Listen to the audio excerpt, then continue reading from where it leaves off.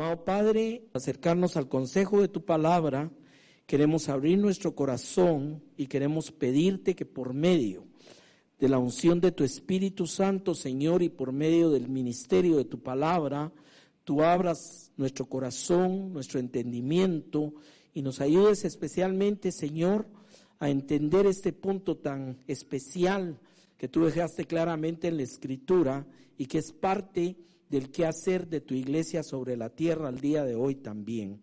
Gracias por tu amor y, Señor, bendice tu palabra en el nombre de Jesús. Amén y amén. Esta mañana el tema se llama la experiencia de Gadara. Este tema yo sentí en mi corazón compartirlo, ya he estado trabajando en algunas iglesias con él, porque realmente hay mucho desconocimiento de la perspectiva bíblica del tema de los endemoniados. O sea, ha sido un tema que ha cobrado mucha fuerza en el cine, en muchas cosas, desde hace 40 años que estrenaron la famosa película El Exorcista, pero que al final el mensaje que deja todo este tipo de material es un mensaje de que el enemigo no puede ser vencido. Ese es un punto. El otro tema es que crea temor en las personas o también crea incredulidad. Porque la gente al verlo en una película dice, bueno, eso es de películas, así como los Avengers y todo eso, pero en la vida real es otra cosa. Pues le tengo noticias. Es tan real como cualquier otro tema que aborda la Biblia, y lo que a veces no hemos comprendido es la perspectiva adecuada que Dios nos ha puesto respecto a este tema. Es un tema que se toca en la palabra más de 60 veces, y eso ya es bastante que decir. Es un tema que se aborda en el Antiguo Testamento, especialmente bajo la perspectiva de adoración de demonios. Casi siempre conecta cualquier religión pagana con adoración de demonios, y eso lo podemos ver actualmente a través de muchas corrientes teológicas que hay en el mundo y muchas formas de adoración, entre paréntesis. No estoy hablando de adoración al Dios verdadero. Ahora, Jesús dijo claramente en Marcos 16:17, estas señales seguirán a los que creen, en mi nombre echarán fuera demonios. No voy a entrar en un exégesis ni en un estudio de la palabra demonio, porque a veces alguien podrá decir, bueno, lo tradujeron así, pero quería decir otra cosa. No, es una palabra griega muy clara que habla de un espíritu inmundo que es prácticamente un demonio. Es importante desde ya hacer la diferenciación que cuando hablamos de Satanás estamos hablando de alguien de una jerarquía mayor, pero no estamos hablando del tema de lo que es actividad de demonios. Es un tema que la propia palabra separa, y en teología sistemática hay una línea que es atonología y es diferente a lo que es demonología. Ahora, la misma palabra nos enseña que están divididos en una serie de estratos de autoridad también. O sea, la palabra dice que no tenemos lucha contra carne ni sangre, sino contra principados, gobernadores de las tinieblas y huestes espirituales de maldad. O sea que hay todo un orden, tampoco vamos a entrar esta mañana en ello, solo es para ir situando el contexto del tema. Ahora, vemos que claramente una de las directrices de Jesús al partir a la iglesia fue precisamente el echar fuera demonios. Y vamos a estudiar un pasaje donde vemos claramente el porqué de ese mandato de Jesús. El tema acá también es que no se habla concretamente de un ministerio de echar demonios, porque también ha habido mucho de ello. Entonces la gente dice, no, yo no me meto en eso, ese no es mi ministerio. No, aquí dice al que cree. Eso es muy importante que usted lo vea, y es cierto, han habido hasta escuelas bíblicas, hay una en Estados Unidos, en Indianápolis, que se han especializado en toda la línea de lo que es la administración de echar fuera demonios, o sea, el exorcismo, pero es un mandato a la iglesia en general. Por eso Jesús dijo, en mi nombre echarán fuera demonios. Y nótese que si analizamos eso, está hablando claramente que la autoridad, el poder deviene en el nombre de Jesús. Está hablando de enfrentar un tipo de entidad que le llama claramente demonio, y está hablando de echarlos fuera. O sea que el versículo es bastante explícito en la forma como está planteado. Ahora, en Mateo 8:16 Dice la palabra: cuando llegó la noche, trajeron a él muchos endemoniados, y con la palabra echó fuera a los demonios. Nótese que habla de muchos endemoniados. Hay muchas experiencias a lo largo de los evangelios donde Jesús se vio confrontado con demonios y siempre los echó fuera. Uno de los que vamos a estudiar es tal vez el pasaje más completo respecto a esto, porque tiene muchas enseñanzas. Allá voy a llegar ahí. Ahora, lo que sí vemos claro es que la palabra habla de echar fuera demonios. Ha habido una corriente moderna que ha tratado de explicar que los llamados demonios eran problemas mentales y que ahora la ciencia ya le llama de otra manera. Perdóneme, con todo respeto de la ciencia, pero Jesús echó fuera demonios, punto. Jesús no era alguien que decía, es que yo le llamo demonios porque como la gente no entiende que es una enfermedad. Perdóneme, no es así la cosa. Entonces estamos delimitando claramente el tema desde el punto de vista bíblico.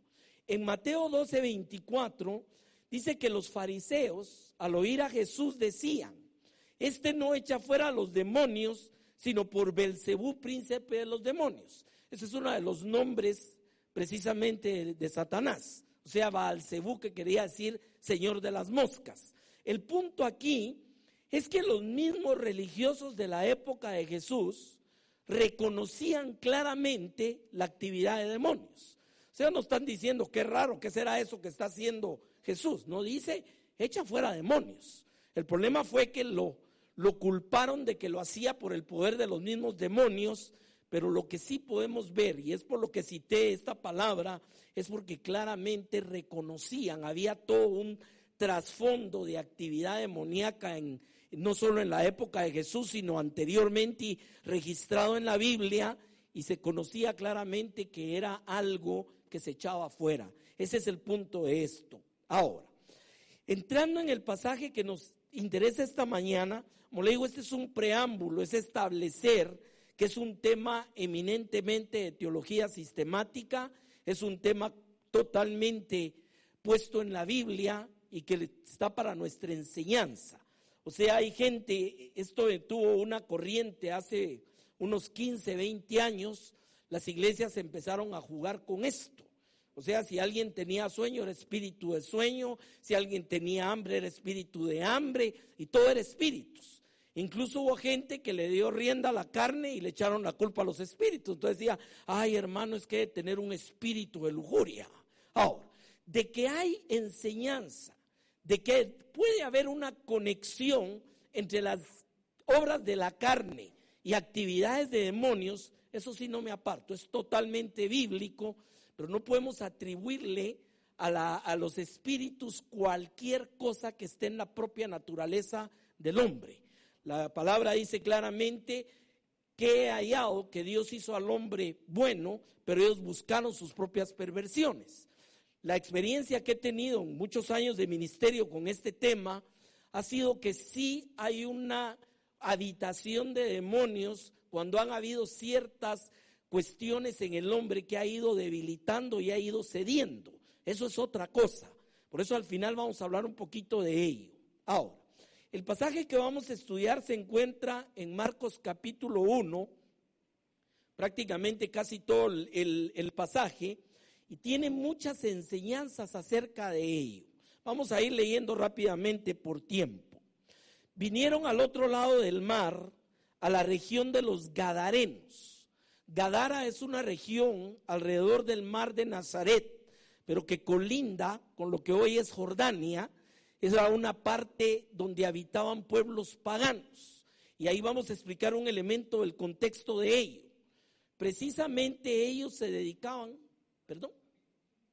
capítulo 5 de Marcos, disculpen, yo no lo dije.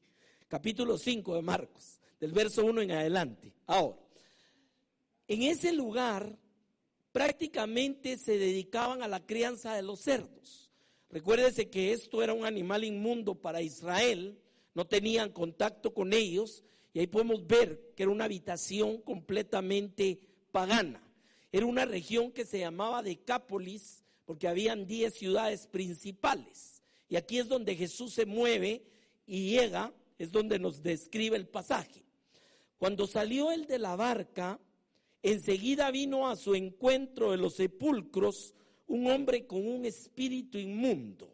Aquí empiezo a ver algunos elementos. Primero, notemos que habla de un espíritu y posteriormente se clarifica que no era uno sino 5,000. Ya le voy a explicar por qué. Pero el punto era este. Prácticamente quien lo sale a buscar es un hombre con un espíritu inmundo. La palabra es muy clara en este aspecto. Ahora, dice que tenía su morada en los sepulcros y nadie podía atarle ni aun con cadenas, porque muchas veces había sido atado con grillos y cadenas, mas las cadenas habían sido hechas pedazos por él y desmenuzadas los grillos y nadie le podía dominar. Voy a terminar de leer todo esto. Y siempre de día y de noche andaba dando voces en los montes y en los sepulcros e hiriéndose con las piedras. Ahora, me voy a detener un momentito. Primero, moraba en los sepulcros. Usted sabe que hay una tendencia a identificar el lugar de los muertos como un lugar lúgubre, de tristeza, de dolor. Hay muchos elementos que vienen derivados de lo que es prácticamente un lugar de muertos. Este hombre habitaba en medio de los sepulcros. Esto nos habla de que había una relación, había una tendencia a buscar un tipo de lugar de sufrimiento, de dolor, etcétera. El otro tema dice que nadie le podía atar, porque si le podían cadenas, las destruía, nadie lo podía dominar. Otra de las características que empezamos a ver acá en el personaje que nos habla la Biblia es que es una persona que no le ponen reglas, no le ponen ningún tipo de restricción porque no pueden. O sea, es una manifestación plena de rebeldía y de todo esto. Vamos viendo esto en la personalidad del endemoniado. Después le voy a traer esto a una actualidad. Andaba gritando de día y de noche, produciendo prácticamente miedo en los que lo oían. O sea, nadie se atrevía a pasar por aquel camino, sabían lo que era, y se hería con piedras. Eso es bien interesante. O sea, él mismo se lastimaba. Cuando vemos hacia esta figura que nos describe la palabra, estamos hablando de una persona contemporáneamente que se hiere a sí mismo, que no tiene relación con nadie, no quiere nada con nadie. Es un personaje que él mismo ha destrozado su vida y que no acepta que nadie le ponga ningún tipo de restricción ni nada. Esa es la corriente que nos está presentando la palabra acerca de este personaje. O sea, no es una descripción física de que se le evitaba y daba vuelta a los ojos, etcétera, sino es una forma de vida, es una forma de alejarse, no quiere tener relación con nada y lo que produce es miedo. O sea, de cierta manera existe una especie como de satisfacción de que la gente le tema. Ese es el punto que nos quiere enseñar esto también. Y esta es la forma como vemos claramente el día de hoy muchas personas que van cayendo en este tipo de situación. No tengo tiempo, le contaría muchos casos que hemos platicado con muchos pastores, casos que yo mismo he tenido la oportunidad de ministrar, etcétera. Y hay diferentes formas, pero siempre vamos cayendo en este tipo de manifestaciones. Una vez el único que le comento fue a alguien que estábamos ministrando y con una mano agarró un escritorio y nos lo tiró encima. O sea, esa fuerza sobrenatural que habla la palabra es algo que lo hemos visto. O sea, es una expresión de toda esa posesión que tiene prácticamente adentro. Ahora, dice en el verso 6, cuando vio pues a Jesús de lejos, corrió y se arrodilló ante él. Este tema tiene un elemento bien especial. Todas las fuerzas del infierno que estén metidos en alguien no puede evitar que busque a Jesús. Ese es el primer punto especial de esto. Y por eso cuando hay un tema de ministrar en este sentido, lo primero que se busca es tener un contacto con la persona, no con la entidad, porque la entidad no lo va a dejar y sí puede haber un contacto. La persona tiene que colaborar prácticamente en el proceso. Este hombre vino a buscar a Jesús y se postró delante de él. Ahora, Dice el verso 7, clamando a gran voz dijo, y aquí ya no es él, ¿qué tienes conmigo, Jesús, Hijo del Altísimo? Te conjuro por Dios que no me atormentes, porque él le decía, o sea Jesús, sal de este hombre, espíritu inmundo.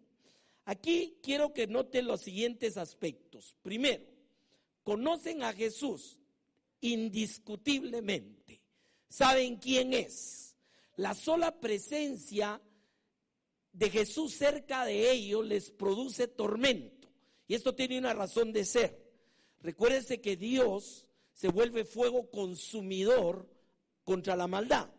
Entonces, la sola permanencia cerca produce atormentamiento a ellos. Y es una de las formas que empiezan a tratar de ocultarse o de rechazar o de hacer cualquier cosa, pero no quieren tener contacto. Había un conocimiento. ¿Qué tienes conmigo? ¿Por qué vienes a atormentarme? O sea, entendía perfectamente, y lo que Jesús le decía ya a esa distancia era sal del hombre. O sea, ya estaba empezando un tema de ministrar prácticamente esa liberación. Ahora, aquí hay un elemento. Conocen a Jesús y conocen cuando la persona es un creyente lleno del Espíritu Santo que tiene autoridad. Y déjenme ponérselo de esta manera. En el libro de los Hechos hay un caso de unos exorcistas ambulantes, dice la palabra, hijos de un tal Exeba. Y estos llegaban y ministraban, oiga bien, en el nombre del Jesús que predica Pablo. O sea, no tenía nada que ver con él. Y un demonio les contestó, a Jesús conozco, por supuesto, sabe quién es. Y Pablo sé quién era, porque conocen la autoridad, pero a ustedes no sé quiénes son.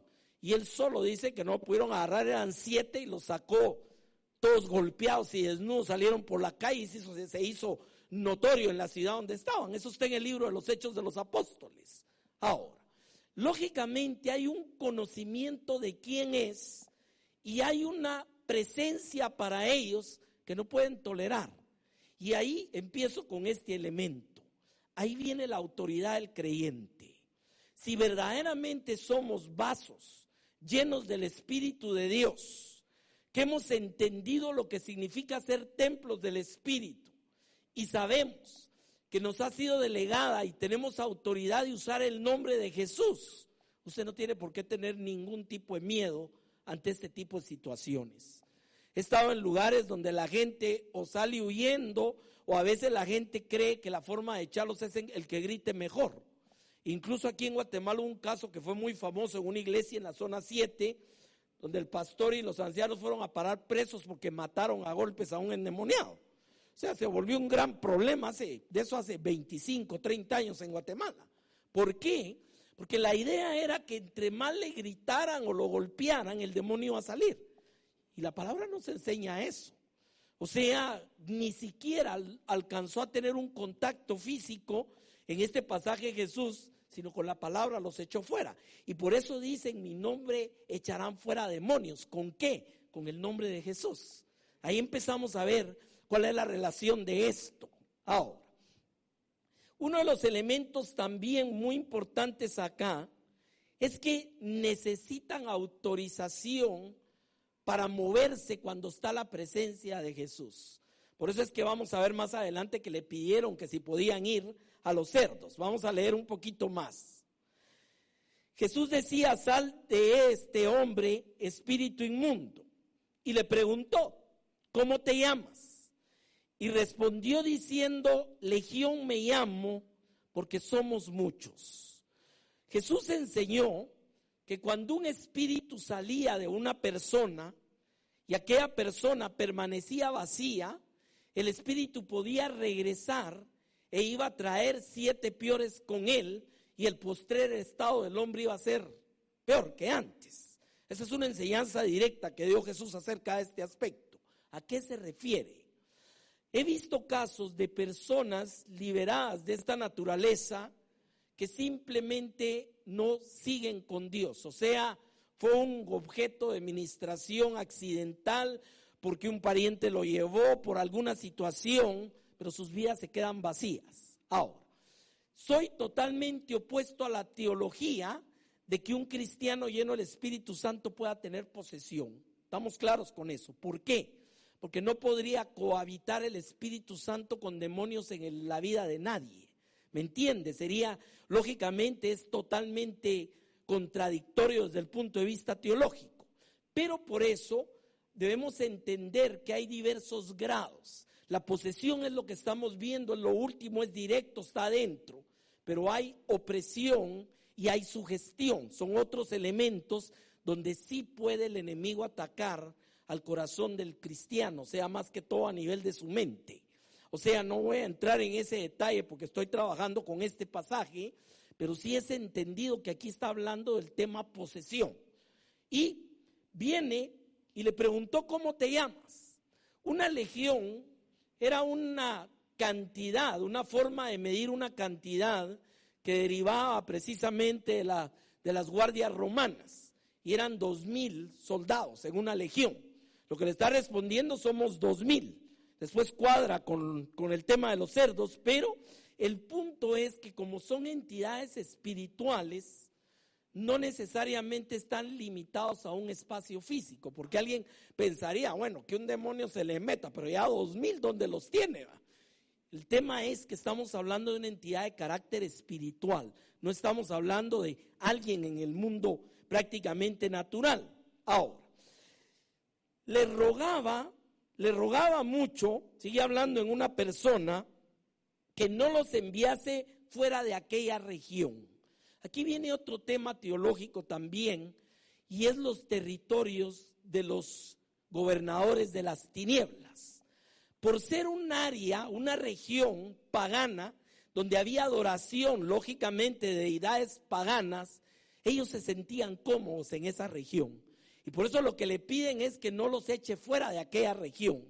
Ese es uno de los elementos. Sin embargo, también es importante comprender que hubieron casos de liberación donde la gente estaba metida en la iglesia. Entonces también es importante entenderlo, porque no necesariamente están limitados a una región o un tipo de lugar donde ejercen gobierno, sino prácticamente pueden estar en cualquier parte. Ahora, sigamos viendo esto. Estaba ahí cerca del monte un gran hato de cerdos paciendo, y le rogaron todos los demonios diciendo, envíanos a los cerdos para que entremos en ellos. O sea, aquí los teólogos sacan una conclusión que es muy interesante, y es el hecho que por ser entidades espirituales tienen como parte de su propio tormento no poder tener una forma en esta tierra, y lo que buscan es eso también. Por eso mira, aunque sean los cerdos, pero déjanos que nos quedemos en la región. Eso es lo que están pidiendo, si no, no tendría sentido una traslación de esa naturaleza en el pasaje. Ahora, veamos algunos elementos de esto antes de seguir. Conocen a Jesús, puede ser muchos, como le llama una legión, pero no pueden hacer nada ante la presencia de Jesús sin tu autorización. Eso también es importante, porque el mensaje que dejan muchas de las películas modernas de esto es como que hace lo que quiere y el pobre religioso llega por ahí hasta lo para matando. Entonces la gente se queda con ese sentimiento de temor y de tantas cosas, y realmente no entiende cuál es la autoridad del creyente respecto a un tema de esta naturaleza. Por eso creo que sentí importante que lo enfocáramos esta mañana como mensaje. Ahora, ¿qué sucedió? Sigamos viendo. Le rogaron todos los demonios diciendo, envíanos a los cerdos para que entremos en ellos. Y luego Jesús les dio permiso. Fíjese bien esto. Les dio permiso, y saliendo aquellos espíritus inmundos entraron en los cerdos, los cuales eran como 2,000, y el hato se precipitó en el mar por un despeñadero, y en el mar se ahogaron. Aquí hay un tema que es interesante. Dice la palabra que el enemigo viene a matar, robar y destruir. Eso lo enseñó Jesús, claro, acerca, ya sabe de quién, pero es la misma línea lo que busca el demonio. Al estar en una persona, lógicamente, en primer lugar es atormentarla. Ese es el punto. Mire usted el tipo de vida que tenía este personaje. O sea, lleva a una persona a unos estados de lo más declinable posible. O sea, no lo mata de una vez, sino lo está prácticamente atormentando y destruyendo y alejándolo de cualquier relación donde pueda haber una bendición y donde pueda ser liberado. Eso lo vemos claro. Y en este caso, lo que hacen es cumplir su propósito que no pudieron con el endemoniado, yendo a destruir, aunque sea los cerdos. Me imagino que fue una cosa como de cólera, no nos dejan aquí, aunque sea estos matamos. Ahora, eso es interesante porque nos presenta también en todo el pasaje un tercer grupo de personas. O sea, tenemos a Jesús, tenemos al endemoniado, ahora tenemos también aquellos que estaban siendo testigos de todo aquello que estaba pasando. Y eso también tiene un mensaje dentro del pasaje. Déjeme regresar un momentito aquí. Ahora, dice la palabra, y los que apacentaban a los cerdos, verso 14, huyeron y dieron aviso en la ciudad y en los campos, y salieron a ver qué era aquello que había sucedido. Vienen a Jesús y ven al que había sido atormentado del demonio y que había tenido la legión, sentado, vestido y en su juicio cabal, y tuvieron miedo. Aquí hay un tema que es pero bien especial. Muchas veces la gente no comprende este tipo de situaciones y cuando oye algo de esto, lo que le produce es miedo. Esta gente tuvo miedo, pero al mismo tiempo, muchas veces Dios en su misericordia les pone el testimonio enfrente y lo que hacen es rehuirlo. Empiezan a encontrarle cualquier tipo de justificación o cualquier tipo de cosa. La cosa es no creer, ¿me entiende? Porque al final, como le digo, ese es uno de los elementos que muchas veces ha inyectado Hollywood con esto. Que la gente diga, no, eso es una película, eso no pasa en la vida real. Ahora, aquí lo está presentando muy claramente con todos los elementos teológicos, como le digo, y es una realidad que no podemos huir, pero es una realidad que debemos entender como cristianos, porque hermano, no le garantizo que saliendo de aquí no tenga que enfrentar algo así. ¿Me entiende el punto de lo que le quiero decir? Por ahí alguien va a decir, Dios me guarde. No, mire, en cualquier situación, usted es un agente de Dios. Usted es un ente del Señor, una persona. Ahí estábamos cantando que el Espíritu nos posea, el Espíritu Santo. Ahora, lógicamente, por eso Jesús dijo, al que cree seguirá. Y esta es una de las señales del creyente, la autoridad para echar fuera demonios.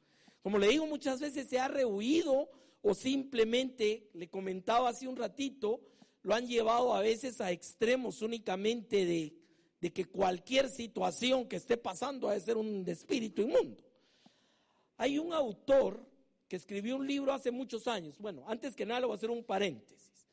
La película El Exorcista está basada en la historia de un jovencito en el estado de Maryland, que está completamente documentada. O sea que la sacaron de un hecho de la vida real. Pero uno de los hechos más fuertes que han existido es un caso, y lo puede buscar en internet, que se llama Clarita Villanueva. Este fue el fundador prácticamente de un instituto bíblico que es especializado en demonología. Él ya murió, se llamaba Lester Summerall. Este hombre le tocó ministrar a esta jovencita en Filipinas.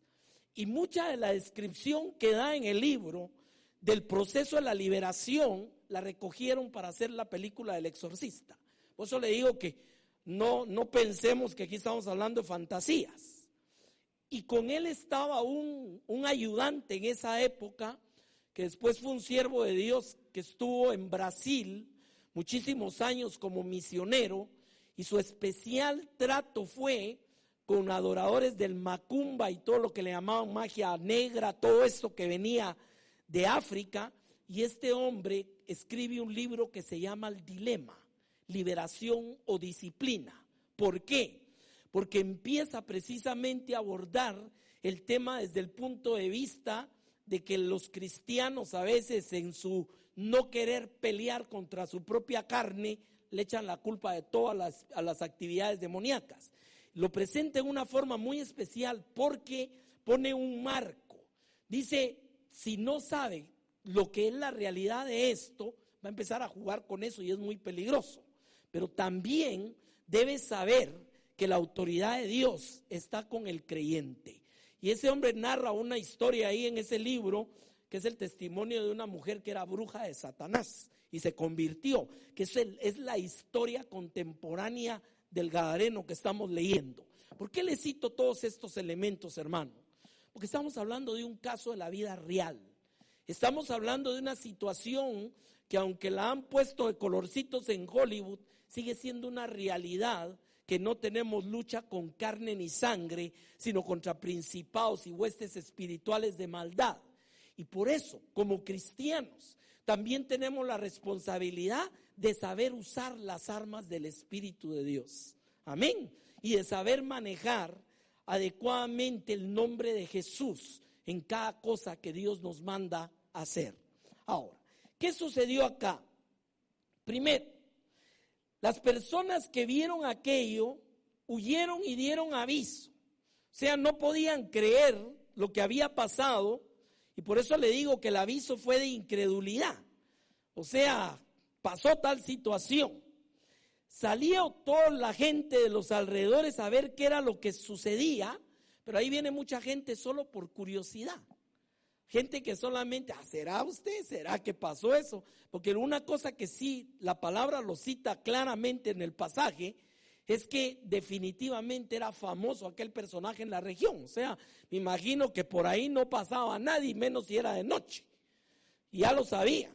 Ahora, el otro elemento es que cuando ven aquella persona, la palabra le cita sentado, vestido en su sano juicio.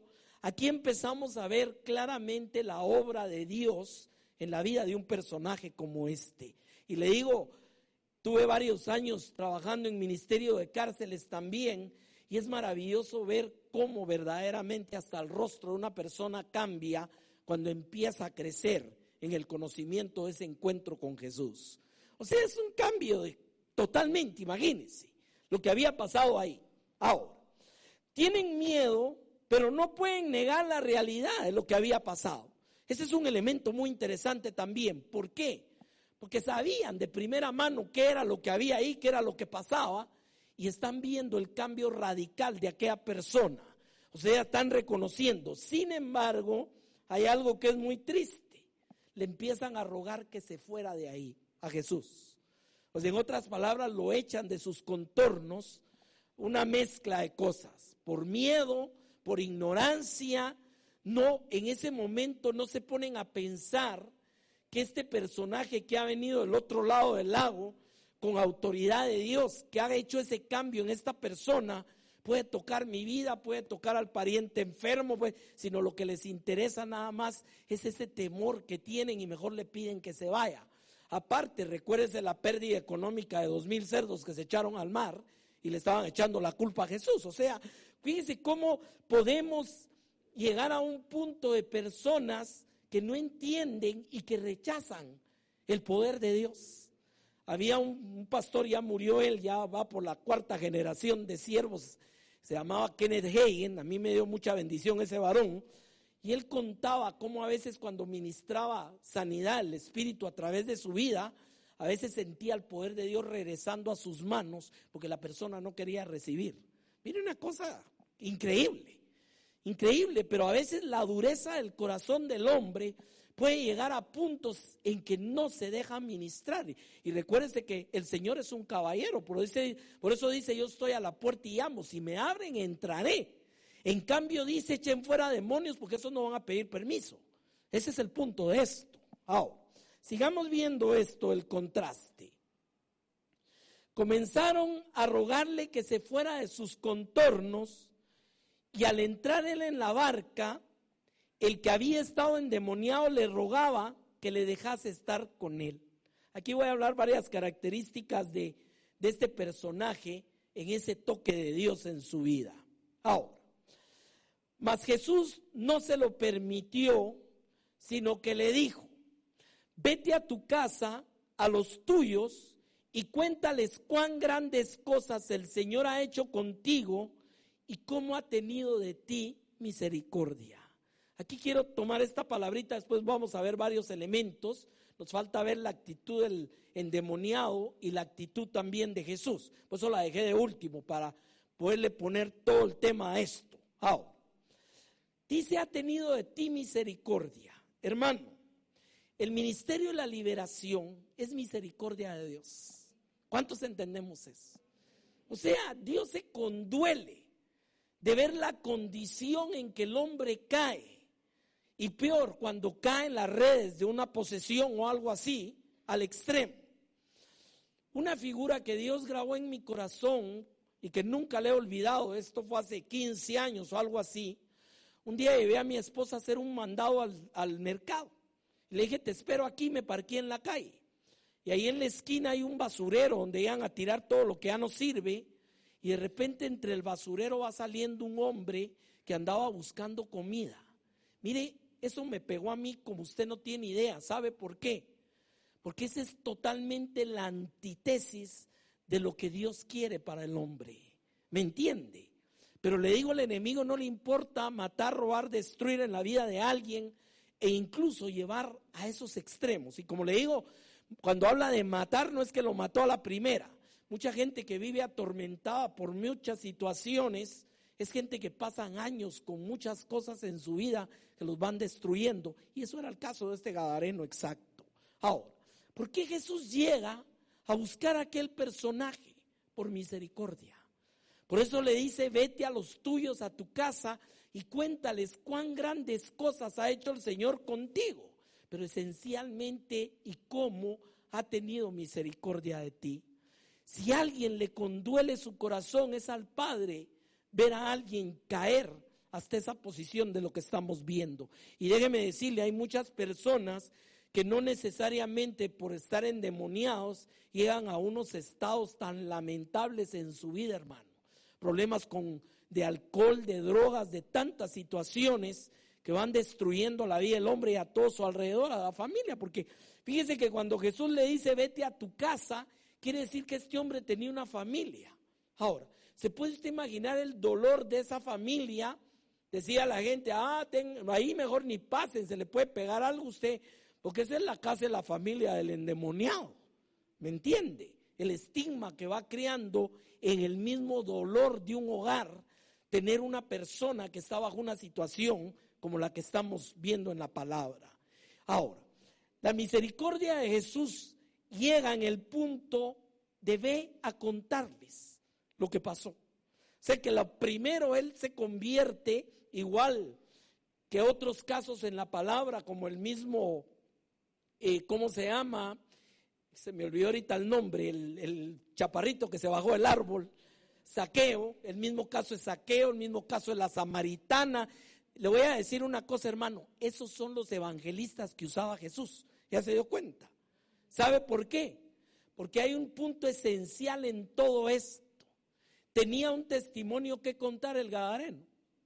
Tenía algo que le iba a emocionar contarlo. O sea, después de venir de donde lo habían sacado, y un elemento, el impacto de la vida de este personaje. ¿Se imagina usted tocando a la puerta de su casa y que salga la mamá y le abra y lo vea en su juicio cabal, sano, bien vestido, y le diga, mamá, aquí estoy? O sea, ¿me entiende el punto? Esas son las obras que hace Dios, hermano. Y usted y yo somos agentes de eso.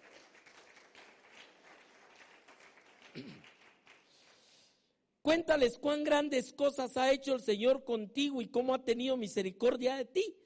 Y voy a terminar la lectura en el verso 20. Y se fue y comenzó a publicar en Decápolis, o sea, en las 10 ciudades, cuán grandes cosas había hecho Jesús con él, y todos se maravillaban. Ahora, quiero regresar y ver algunos elementos.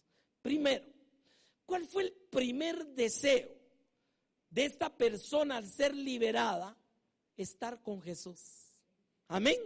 Por eso no se extrañe cuando la gente dice, es que usted desde que conoció a Jesús se volvió fanático, ya solo en los retiros, en la iglesia. Ni modo. ¿cómo no vamos a querer estar con aquel que nos libertó, hermano? ¿Cómo no vamos a querer estar todo el tiempo en nuestra vida con aquel que trae paz, trae abundancia de vida, trae todo eso a tu vida? Claro que sí. Amén. Ahora, le rogaba que le dejase. Esa es la primera actitud de recibir la maravillosa gracia y la misericordia de Dios en nuestras vidas. Querer permanecer en su presencia. O sea, me encanta cuando Julito se alarga con la alabanza. Y si tuviéramos todo el día, yo creo que todo el día estaríamos aquí felices con eso. Amén. O sea, esa es la espontaneidad del agradecimiento cuando ha habido un verdadero encuentro con Jesús.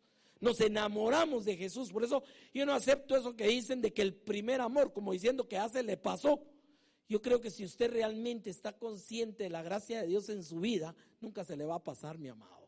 Amén. Ahora, el otro elemento, cuando Jesús le manda a que vaya y comparta, se fue y empezó a publicar lo que Jesús hizo. Yo no sé, no entiendo al cristiano que tiene un tape en la boca. Ese nunca cuenta del Cristo que cambió su vida. Yo no puedo entender eso. Yo me imagino la emoción de este hombre. No me deja ir con él, pero me manda que vaya a contar lo que hizo con mi vida. ¿Me entiende? O sea, es una cosa que, como decía mi hermano esta mañana, ya no es una obligación. Es algo que nos nace de agradecimiento, contar cuán grandes cosas el Señor ha hecho con nosotros y cómo ha tenido de nosotros misericordia.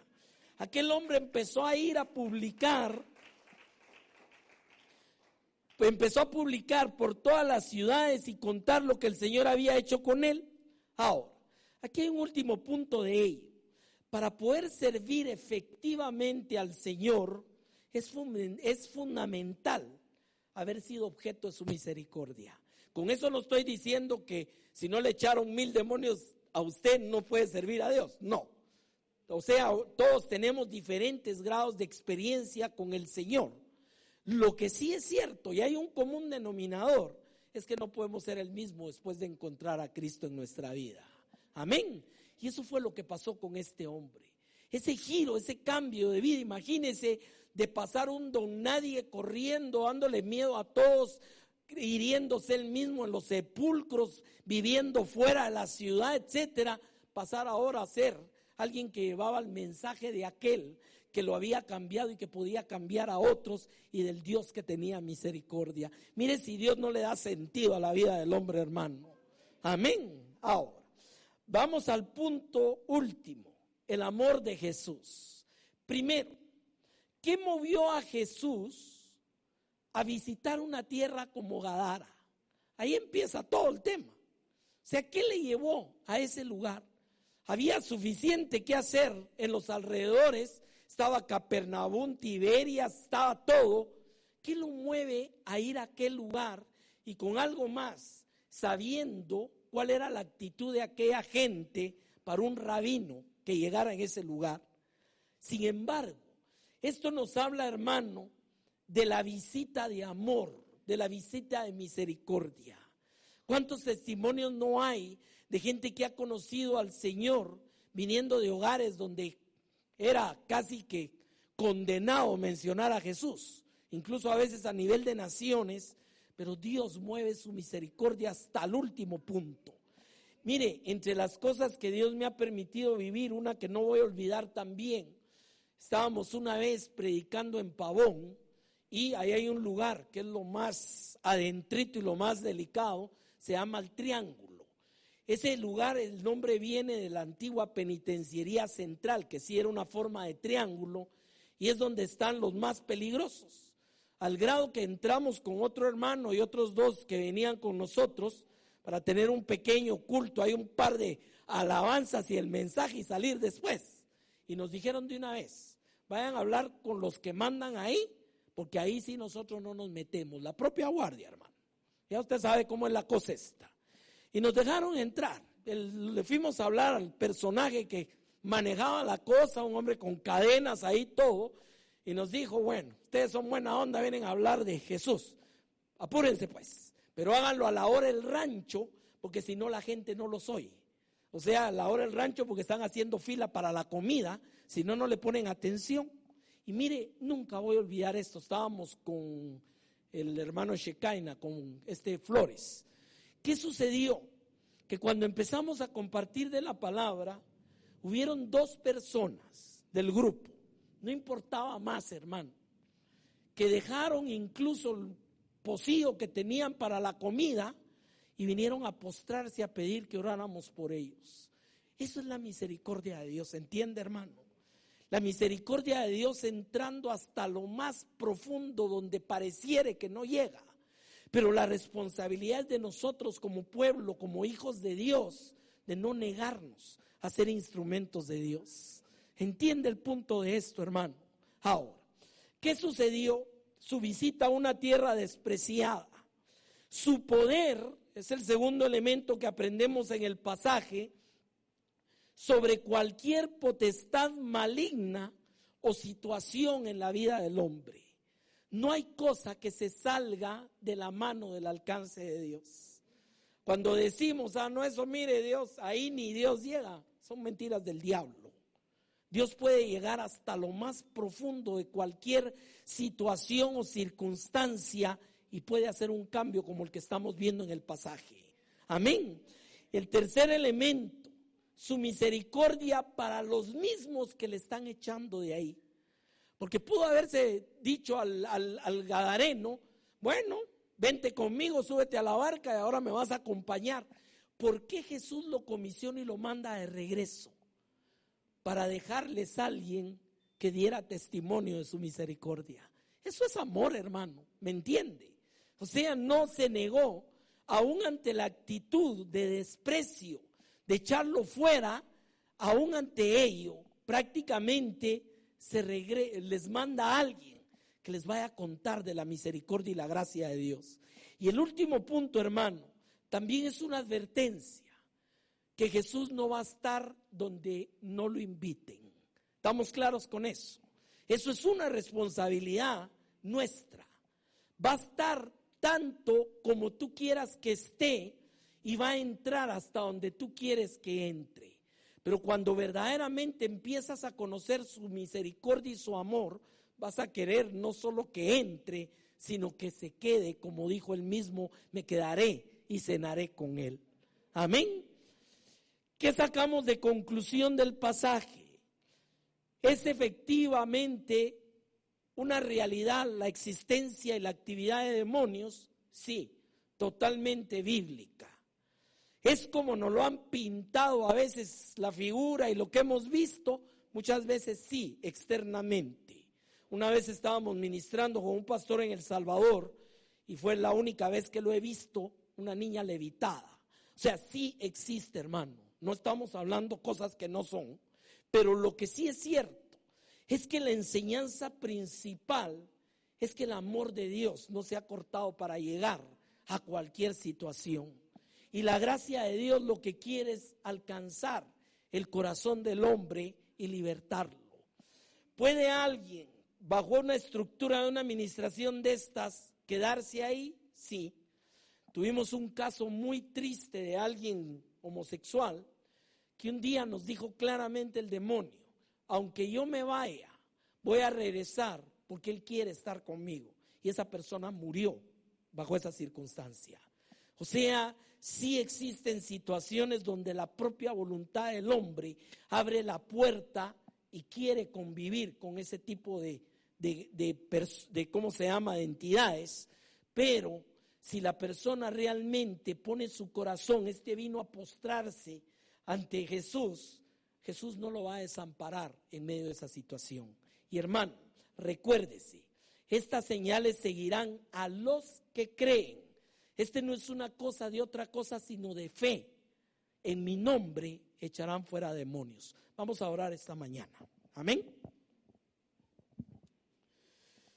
Amado Padre, gracias por tu misericordia y tu bondad. Gracias, Señor, porque un día tú llegaste a nuestra vida y tú, Señor, reparaste. todo aquello que estaba destruido en nuestro corazón, en nuestra vida, en nuestros matrimonios, toda situación, Padre, donde tú pones tu mano de gracia y de misericordia, tú nos haces ser una nueva criatura en Cristo Jesús. Padre, gracias también porque tú abres nuestro corazón y nuestro entendimiento a esta realidad, pero también nos enseñas de la autoridad que tú has puesto en nuestro corazón y en nuestra vida. Y Señor, queremos verdaderamente ser agentes de bendición. Queremos, Señor, verdaderamente contar cuán grandes cosas tú has hecho con nosotros, con nuestra vida, y cómo tú, Señor, has tenido misericordia de nosotros.